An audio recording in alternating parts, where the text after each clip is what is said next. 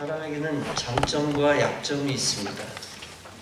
장점을 드러내고 싶어하고 약점을 감추고 싶어합니다. 어떤 약점들이 있습니까? 신체적이고 정서적이고 성격적이고 육체적인 물질적 약점이 있습니다. 또 출신의 불리한 약점도 있습니다. 안 좋은 행동을 행해왔던 경험적 약점도 있습니다. 지울 수 없는 안 좋은 과거가 있는 존재의 약점도 있습니다. 한편 인간관계가 어려워 사회적으로 고립된 관계적 약점도 있습니다. 이런 수많은 약점들을 제거하고 싶다고 해서 다 없어지는 것은 아닙니다. 이런 것들을 감추고 싶다고 해서 다 감춰지는 것도 아닙니다. 부분적으로는 보완할 수 있고 은폐하기도 합니다. 그러나 여러 약점들, 우리가 지닌 여러 약점들은 대체로 드러나게 되어 있습니다. 이런 약점들을 우리 인생은 평생 안고 살아가곤 합니다. 이 약점들 때문에 행복하지 않은 삶을 선택하는 불행한 일도 있습니다. 이 약점들 때문에 스스로 인생을 파멸로 떨어뜨리는 경우도 많습니다. 약점은 하층민만이 가진 것이 아닙니다. 약점은 고위층 지도자들도 다 가졌습니다. 본문은 삭개오도 고위층이면서 약점을 가진 대표적인 사람임을 보여줍니다. 삭개오는 어떤 사람이었습니까? 그는 여리고에 살던 부자였습니다. 직업은 세리장입니다. 즉 세리 중에서도 우두머리입니다. 현재 직위로 따지면 세무서장쯤 됩니다. 여리고의 세무서장입니다. 여리고는 큰 국경 도시, 따라서 관세를 받는 세관이 있었습니다. 여리고는 향료의 산지입니다. 따라서 세액이 높은 곳이었습니다. 그런 곳이었기 때문에 세리장 삭개오는 많은 부를 축적할 수 있었습니다. 그런데 예수님이 그 여리고성에 들어갑니다. 여리고에 삭개오라 이름하는 자가 있는데 그에게 궁금한 것이 있습니다. 과연 예수께서 어떠한 사람인가 하는 것입니다. 그 부분을 확인하고 싶었지만 그의 키가 작아 어려움이 있었습니다. 사람이 많아 예수님이 보이지 않는 것입니다. 할 수 없이 앞으로 달려가 보기 위하여 뽕나무에 올라갑니다. 어차피 예수께서 그리로 지나가시기 때문입니다. 본문에서 예수께서 그곳에 이르사 우러러보시고 말씀하십니다. 삭개오야 속히 내려오라. 내가 오늘 네 집에 유하여야 하겠다. 그 말을 하시니 삭개오는 급히 내려와 즐거워하며 예수님을 영접합니다. 무사람이 보고 수군거려 말합니다. 예수님이 죄인의 집에 유하러 들어갔다. 여기서 우리가 알 수 있는 것이 있습니다.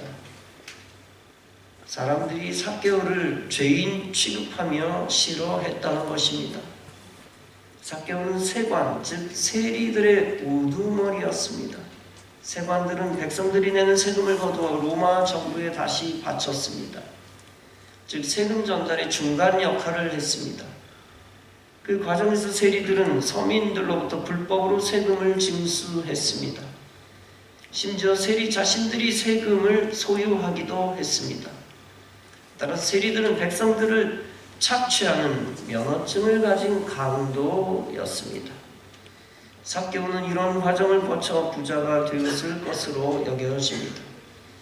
삭개오 자신은 신체적 약점뿐 아니라 이렇게 관계적 약점을 가졌습니다. 도덕적 약점도 포함이 되어 있는 거죠. 사회적 지위는 높았지만 여전히 열등감에 빠져 행복하지 못했을 것입니다. 재물과 권세도 있었지만 진정 사람들로부터 인정받지 못하고 배척되었습니다. 수많은 백성들로부터 비난받고 욕을 먹으며 살아왔습니다. 자책 속에 살아갔을 것입니다. 그런 죄인을 예수님이 선택하니 사람들이 놀라며 분노합니다. 어떻게 저런 사악한 죄인을 예수께서 가까이 하시고 그의 집에 가주시나?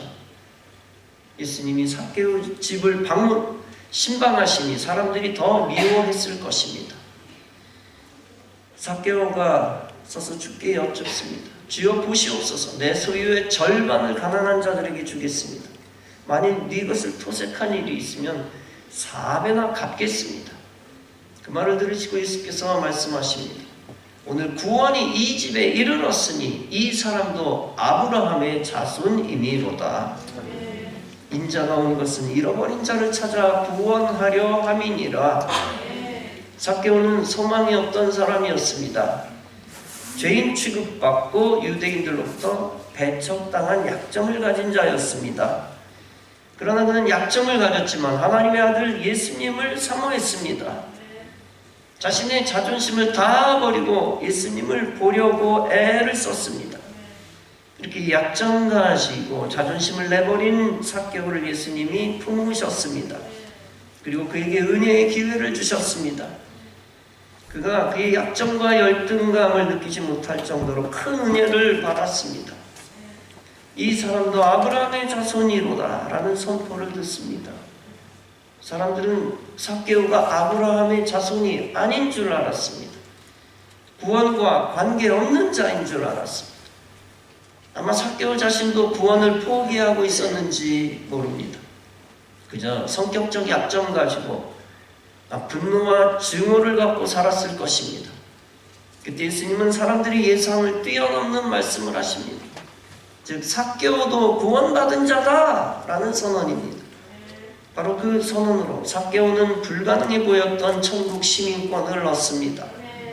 그것은 만왕의 왕이신 예수님으로부터 직접 들으며 받은 복입니다. 이렇게 삭개오를 구원한 것은 전적으로 예수님의 주권이었습니다. 그 주권으로 예수님은 삭개오를 만나시고 복 있는 자로 그를 선택하셨습니다. 사람들이 포기한 자를 예수님이 사용해 주신 복입니다. 사람들이 미워하는 자를 예수님이 품으신다는 것입니다. 그리고 약점 가득한 모습 그대로를 예수님이 받으신다는 것입니다. 예수님이 보여주시기 위한 것이 있었습니다. 그것은 유대인이 배척한 자라도 능히 은혜로 구원받는다는 것입니다. 예수님은 분명히 낮은 자, 가난한 자, 병든 자에게 특별히 함께 하셨습니다. 그러나 예수님은 그런 종류의 사람에게만 함께 하시는 분이 아닙니다. 사회적 지위가 높지만 역시 구원이 필요한 자에게 함께 하시는 분입니다. 김승욱이라는 사람이 있습니다. 그는 미국에서 어린 시절을 살았습니다. 그곳에서 한인들이 소수 민족이라는 것을 알고 자격지심을 갖습니다. 따라서 그는 자라면서 한때 이런 공상을 하곤 했습니다. 내 아버지가 미국 사람이고 나에게 미국 이름과 성이 있었으면 좋았겠다. 그러면 미국 사람들 속에서 자연스럽게 살 수 있었겠지. 이렇게 그는 자기 자신을 그대로 받아들이는 것을 꺼려했습니다. 미국에서 한인으로 살다 보니 오죽하면 결핍 없는 존재를 꿈꾸며 살았을까요? 만약 그가 그런 결핍을 죽는 날까지 끌어안고 살았으면 어떻게 되었을까요? 아마 그는 사회적으로 폐인이 되었을지도 모릅니다. 그리고 끊임없이 자신과 다른 모습을 추구했을 것입니다. 그러면 그는 절대로 건강한 사람으로 성장하지 못했을 것입니다. 그런 그에게 터닝 포인트가 있었습니다. 그것은 하나님은 내 모습 이대로를 사랑하시고 받아주신다는 것입니다. 그는 예수님을 믿지 않는 가정에서 자라 예수님을 몰랐었습니다. 그러다 그는 예수님 안에서 하나님 아버지를 알게 되었습니다. 그리고 그는 말씀을 받고 자신이 보배롭고 존귀한 사람임을 알게 되었습니다. 그러면서 그의 결핍이 해결되었습니다. 그런 확신이 생기자 예민했던 사춘기 시절도 잘 넘어가게 되었습니다. 성인이 되어 자신의 부족함 때문에 낙심할 때도 이 진리로 다시 일어났습니다. 하나님은 이사야 43장에서 말씀하십니다. 너는 두려워하지 말라. 내가 너를 구속하였고 내가 너를 지명하여 불렀으니 너는 내 것이라. 네가 내 눈에 보배롭고 존귀하며 내가 너를 사랑하였은즉 내가 네 대신 사람들을 내어주며 백성들이 네 생명을 대신하리라. 따라서 우리는 더 이상 우리 자신을 위조하거나 과장할 필요가 없습니다. 아멘. 하나님은 내가 어떤 약점을 가졌든지 내 모습 이대로를 받아주십니다.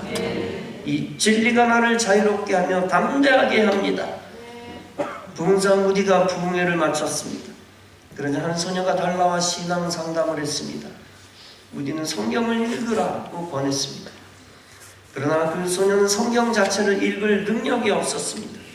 집안이 가난해서 글을 배우지 못했고 건강도 좋지 않았습니다. 소녀는 무디에게 자신의 초라한 형편을 고백하며 물었습니다. 저 같은 아이도 주님께서 받아주실까요? 그럼 받아주시고 말고. 무디의 말에 소녀는 크게 기뻐했고 얼굴이 환하게 빛났습니다. 그 모습을 지켜보던 몇 사람이 맨발하게 무릎을 꿇고 고백했습니다. 내 모습 이대로 주여 받아주시옵소서.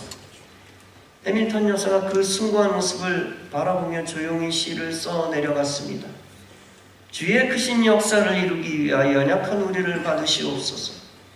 약한 대로 모자란 대로 못난 모습 그대로 주여 받아주시옵소서. 곁에서 그 시를 본 무디의 찬양 동역자 생키가 있었습니다. 그에게 성령님께서 감동을 주었습니다. 생키의 마음에 불같은 뜨거움이 일어났습니다. 생키는 그 자리에서 피아노를 두드리며 찬송가를 만들었습니다. 이 찬송가가 바로 내 모습 이대로입니다. 내 모습 이대로 주 받으옵소서. 날 위해 돌아가신 주 날 받으옵소서. 아멘. 그렇습니다. 하나님은 우리의 중심을 보시는 분입니다. 나의 죄, 나의 약점, 나의 추함을 다 알고 계십니다. 그때 우리는 우리의 모습 이대로 항상 주님 앞에 나아가야 합니다. 우리의 외적 조건 이상으로 우리를 괴롭히는 것이 있습니다. 그것이 우리의 내적 조건, 우리의 심령 상태와 마음입니다. 이 마음이 망가져 고통당하는 사람 많습니다. 특히 각각 크고 작은 우울증으로 고통당하는 현대인들이 매우 많습니다. 아주 많습니다. 이때 우리는 착각하기 쉽습니다. 나에게는 일그러진 불안한 마음이 있는데 하나님께 어떻게 나아갈까? 고통스러운 마음과 절망스러운 마음은 믿음 없는 모습이 아닐까? 그러면서 교회 나오는 것도 주저하고 기도하는 것도 주저합니다. 그러나 하나님은 우리의 심령의 약점도 아시고 품으시는 분입니다. 또 어떤 이들은 이렇게 착각합니다. 나는 소심한 사람이야. 내가 어떻게 하나님의 일을 능히 할 수가 있어? 그러나 우리가 알아야 할 것이 있습니다. 하나님은 마귀에게 사로잡힌 담대하고 뻔뻔한 사람을 배격하신다는 것입니다. 반대로 하나님께 나와 붙들린 소심한 자를 오히려 위대하게 사용하신다는 것입니다. 대표적인 사람이 야곱이요 모세입니다. 야곱의 형은 담대한 사냥꾼이었습니다. 그러나 그는 하늘 가치를 우습게 여기고 하나님 밖으로 나갑니다. 반대로 야곱은 성격적 약점이 많고 소심한 자였습니다. 그러나 그는 하늘 가치를 생명처럼 여기고 하나님 품으로 들어왔습니다. 그런 그에게 하나님은 장자의 축복권을 주셨습니다. 그리고 이름을 이스라엘로 바꾸시고 그를 이스라엘의 조상으로 삼으셨습니다. 모세는 나는 입이 굳어 말을 할 수 없는 자라고 뒷걸음을 쳤습니다. 그는 애국 왕궁에서 탈출하여 광야로 도주했습니다. 서슬퍼렇던 그는 40년 동안 미디안 광야의 장인의 집에 얹혀 살았습니다. 그곳에서 양을 치면서 자존심 다 버리고 소심하게 초야에 묻혀 살았습니다. 그런 그를 하나님이 부르시고 그를 사용하셨습니다.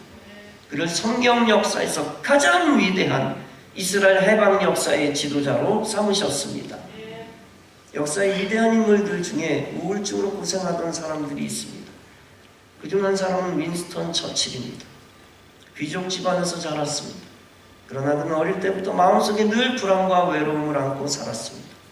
훗날 그는 이 마음의 어둠을 블랙 도그라고 불렀습니다. 커다란 검은 개가 그림자처럼 자신을 따라다니는 것 같았기 때문입니다. 성인이 된 후에도 처칠은 깊은 우울과 불면에 시달렸습니다. 밤에는 좀처럼 잠을 이루지 못했습니다. 대신 낮에 한두 시간씩 짧은 잠을 잤습니다. 그는 낮잠은 하루를 2번 살게 한다고 낮잠을 예찬했습니다. 그러나 첨언하면 오늘날 의학적으로 보면 그의 생각은 넌센스지요. 이런 긴 낮잠은 오히려 생체 리듬을 깨뜨려 불면증을 더 심하게 만들곤 합니다. 어찌됐건 그는 자신의 고통을 숨기지 않았습니다. 그는 오늘도 블랙 도그가 나를 따라다닌다 라고 말했습니다. 내면의 어둠을 솔직히 인정했습니다. 그는 그의 정직함은 단순히 자기 고백이 아니었습니다. 그것은 그가 자신의 한계를 직시하려는 용기였습니다. 정신과 의사 니시르 가에미는 이렇게 말합니다. 평범한 시기에는 안정된 리더가 필요하다. 그러나 위기 상황에서는 오히려 마음의 고통을 겪어본 사람이 더 훌륭한 리더가 될 수 있다. 우울증을 경험한 사람은 근거 없는 낙관에 빠지지 않는다. 그리고 스스로 고통을 겪어봤기에 타인의 두려움과 고통에 공감할 수 있는 리더십을 발휘할 수 있다. 처칠이 바로 그랬습니다. 그는 전쟁 중 누구보다 명확하게 상황을 파악하고 단호한 결정을 내렸습니다. 그의 연설은 단순한 정치적 언어가 아니었습니다. 진짜 고통 속에서 길어올린 인간적인 이야기였습니다. 따라서 국민은 그를 신뢰했고 그 신뢰가 영국을 지탱했습니다. 1930년대 처칠은 독일의 히틀러가 전쟁을 일으킬 것이다 라고 경고했습니다. 그런 사람들은 그의 말을 믿지 않고 평화주의 수상 정치인을 신뢰했습니다. 그러나 히틀러는 결국 전쟁을 일으켰습니다. 나중에 사람들은 그의 말이 예언 같았다 라고 평가합니다. 그는 전쟁 중 전 국민에게 기도를 명령합니다. 그리고 그는 전쟁 속에서도 결국 흔들리지 않고 선언했습니다. 우리는 해변에서도 싸울 것이며 결코 항복하지 않을 것이다. 하나님의 도우심으로 결국 영국은 나치 독일의 공포에서 해방되었습니다. 처칠이 블랙 도그와 싸우며 얻은 내면의 강인함을 리더십으로 승화시켰습니다. 그는 자신의 심리적 약점으로 자신을 파멸시키지 않았습니다. 오히려 그 자신의 약점을 평생 붙들면서도 두려움 없이 전진했습니다. 가장 연약한 자신을 지켰을 뿐 아니라 나라까지 구했습니다. 미국의 16대 대통령 에이브리엄 링컨이 있었습니다. 그는 역대 대통령 가운데 미국인들이 가장 존경하는 대통령입니다. 그는 처음부터 대단한 사람이 아니었습니다. 가난한 농부의 아들로 켄터키의 작은 오두막집에서 태어났습니다. 학교도 오래 다니지 못했습니다. 그래서 글 읽기와 세상 공부를 거의 혼자 힘으로 해야 했습니다. 어린 시절 어머니까지 일찍 세상을 떠나 외로운 날이 많았습니다. 어른이 된 뒤에도 링컨은 종종 우울한 감정에 빠지곤 했습니다. 특히 20대 시절 연인이 병으로 세상을 떠났을 때는 깊은 슬픔에 빠졌습니다. 친구들이 걱정할 정도요. 한동안 곁을 지켜주어야 했습니다. 그러나 이런 우울한 경험이 그를 위대한 인물로 이끌었습니다. 그는 다른 사람들의 아픔을 더 깊이 이해할 수 있는 사람이 됐습니다. 그는 젊은 시절부터 정치인을 꿈꿨지만 그 길이 쉽지 않았습니다. 링컨은 20대 중반에 주의원 선거에 처음 출마했지만 낙선했습니다.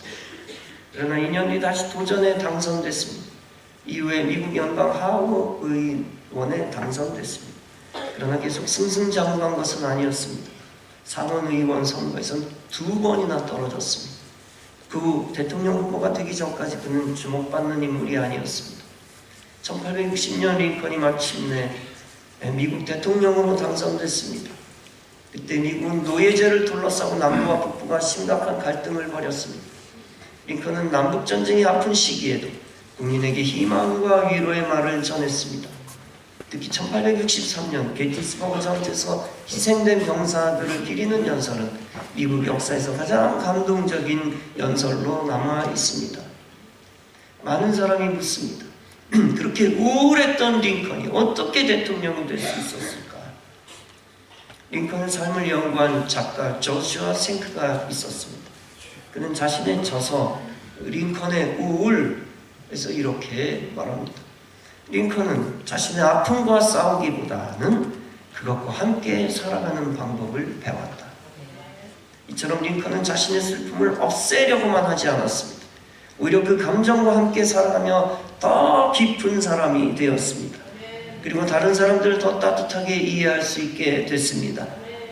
링컨의 삶을 통해 우리가 알게 되는 것이 있습니다. 그것은 슬픔과 고통은 숨기거나 억누를 게 아니라는 것입니다. 아멘. 반대로 그것을 하나님께 그대로 가져가 하나님께 맡겨야 한다는 것입니다. 그리고 나 자신을 그대로 인정하며 약점을 품고 자유해야 한다는 것입니다. 그 감정을 견디며 나아가는 길 속에 진짜 용기가 있습니다. 그리고 그 과정에서 하나님의 기적을 체험하며 더 깊고 단단한 사람이 됩니다. 손현보 목사님이 있습니다.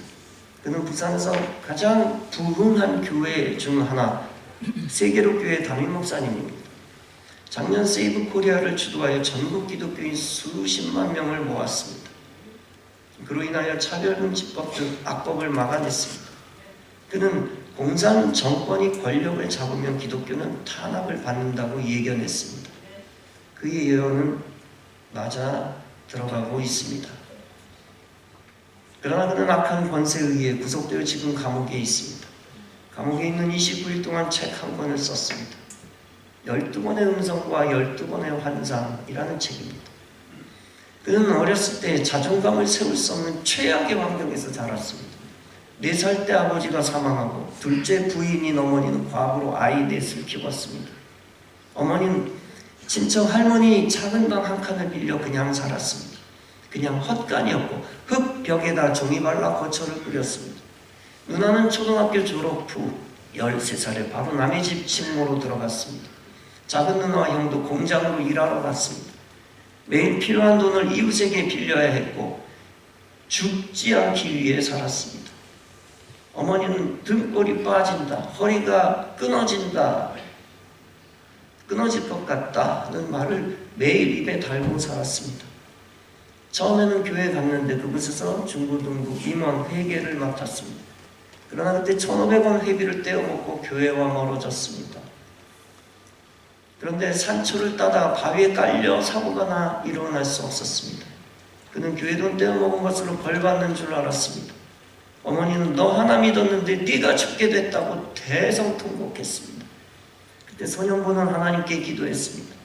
하나님, 어머니를 위해서라도 나를 살려주시면 주님만 위해 살겠습니다. 그러나 불구가 되거나 죽는 길 외에는 다른 방법이 없었습니다. 그러나 그는 새벽 정설에 눈을 떴고 계속 기도했습니다. 하나님, 일어나기만 해주시면 교회에 나가겠습니다. 며칠 후 기적처럼 손가락 발가락이 움직였고 결국 일어나 교회에 나갔습니다. 아멘. 아버지란 이름을 한 번도 못 불러봤으나 이제 하나님이 아버지가 되었습니다. 성경 말씀이 의심 없이 100% 믿어졌습니다.